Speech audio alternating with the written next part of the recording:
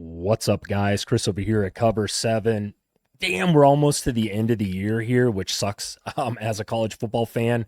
I just want to say thank you, though, to everyone who's liked, commented, and subscribed to the channel. Again, guys, I can't tell you how far that goes on a small channel like mine. I have to say this in every video because I usually get a knuckle dragger or two to comment, ha ha ha, you lost your bet or whatever. I don't claim, again, to be a college football expert, analyst, insider, anything like that. I'm just a random guy on the internet who loves college football. I try to give the most unbiased opinion at the end of the day. My favorite team, yes, I don't hide it, happens to be the Nebraska Cornhuskers. I'm glad I don't have to talk about them anymore this year because they're absolute dog shit. But if you really, really want to help the channel out, and there's a lot of great people over here, please give this a thumbs up. It's completely free. It takes 2 seconds. It goes a long ways. So if you're one of those guys, man, thank you a ton. I appreciate that. With that being said, let's get into this Big Ten title game, man. And I'm pumped as a college football fan, like I said, to watch this. I have no skin in this game, by the way. I could only dream that my Huskers would ever be as good as these two. That's all I can do is dream. We'll start with the road team here, Ohio State, who is currently favored by 5.5 right now. And this is early Sunday morning. The over-under set to 48.5. Ohio State, 12-0. You guys already know that, unless you've been in a coma. Another impressive year again for Ohio State. My whole lifetime, Ohio State's been great. They are almost like the pinnacle of college football year in and year out. No different this year. Outside of the Texas game, week 1, nobody's played these guys within a couple touchdowns. They just pretty much play with their food, blow everybody out in the third or fourth quarter, and it's over. That's what they do. That's what they did to Michigan. I called that game, by the way. I just thought Ohio State was too much for Michigan in this one. The defense is too good, and I'll get into that in a second. But, man, the offense. Quarterback Julian Sand, dude, this guy is ridiculously good for a freshman. It blows my mind how good this kid is. He's got over 3,000 yards on the year, almost an 80% completion percentage, which is just nasty. 30 touchdowns, 5 interceptions. Sayan actually sits 18th in the country in passing yards. He is third best in the country in passing TDs. Also leads the country in completion percentage. That's hard to do. Like I said, when you're completing 8 out of 10 passes, it's tough. There's a reason why Ohio State's as good as they are on offense. There's not much more I can add to this guy that you guys don't already know. I think it's great that he's going against Mendoza here. These two are definitely in the finalists for the Heisman, so this will be fun to watch.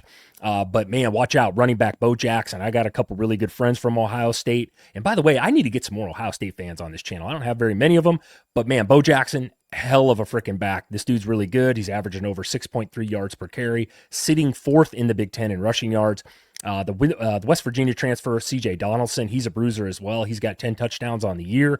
The wide receiver room, I don't need to talk about it. You guys already know. Jeremiah Smith, in my opinion, is the best college football player on the planet right now. I think he was last year as well. This guy has 27 touchdowns and 25 starts. Just think about that for a second. It's just insane how good this dude is. Carnell Tate, unbelievable. This guy is just as good. He's got NFL written all over him. He is a big play waiting to happen. Also sitting 6th or 5th in the Big Ten in receiving yards. He is incredibly talented as well. The tight end, he's good too. He'll be in the NFL. Max Clare, I like him a lot. Got good hands, solid pass catcher. Again, not much more to add to this offense for Ohio State other than the O-line is probably the best in the country, right? I mean, these guys have only given up 6 sacks on the year. Unbelievable. I don't know what else to say to that. As far as the ranks go real quickly, Ohio State averages 37 points per game. That's 13th best in the nation. They are 24th in total offense. They are 26th in passing yards per game with 267. They do just sit inside the top 50 in rushing yards per game.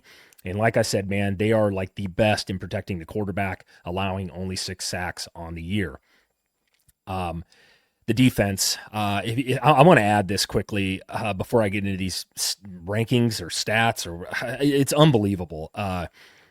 I don't typically talk about all-time greats very often. I rarely do. I've been watching college football for a long time. I like to think I'm kind of a walking encyclopedia when it comes to the players and teams and all-time greats and stuff. But, man, this defense might be as good as the 2021 Georgia Bulldogs. They're good.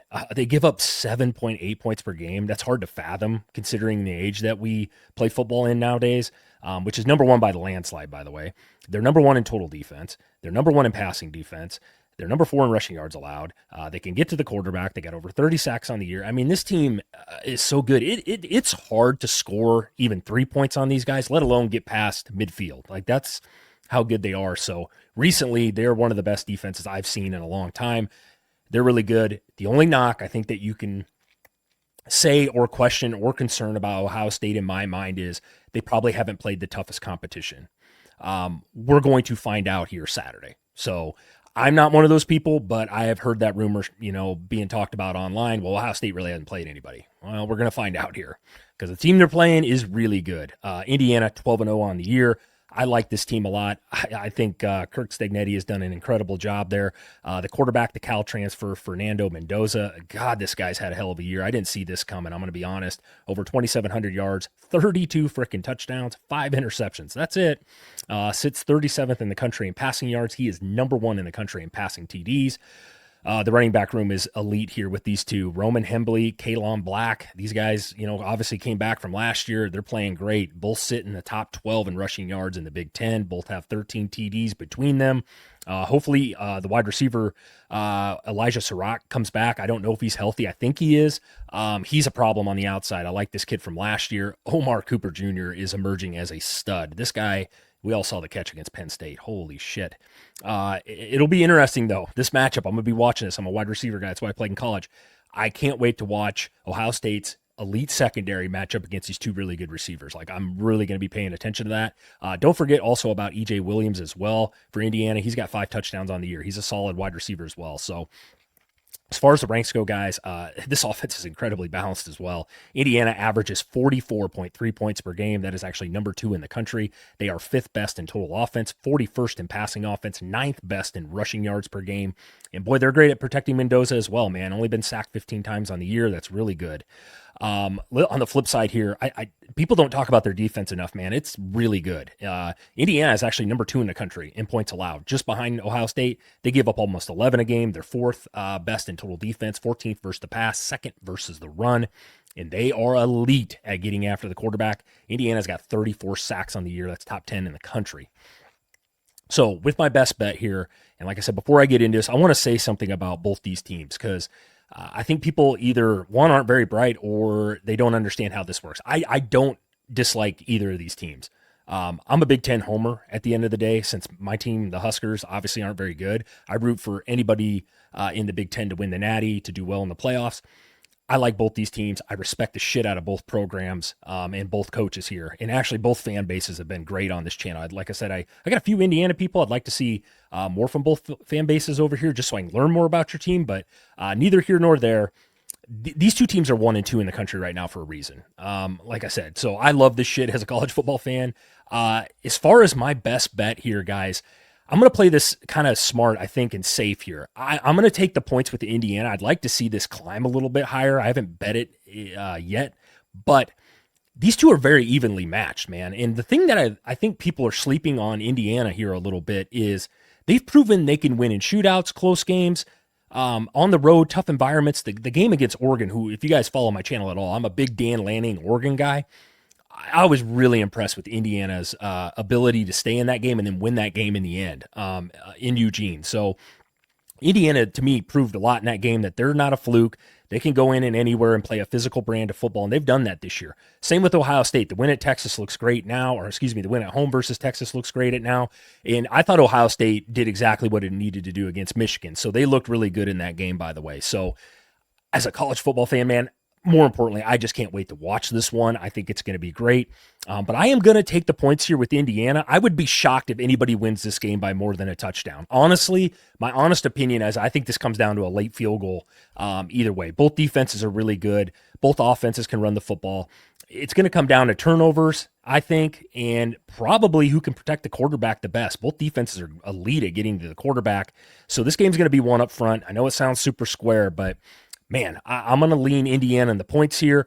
If I had to bet who wins it, I would probably take Ohio State just because I think they have a little bit of an edge on the defensive side of the ball. But, boy, I still can see Indiana keeping this one close. So, with that being said, I'm going to take the points here with Indiana. I could also see this game also, guys. I kind of like an under in this one. Both defenses are great. I could see this being a 21-17 type of game or something like that. I really can. So with that being said, guys, overall, can't wait for this football game. If you watch this If you gave this a thumbs up, guys, I truly, truly appreciate that. And we'll see you next time.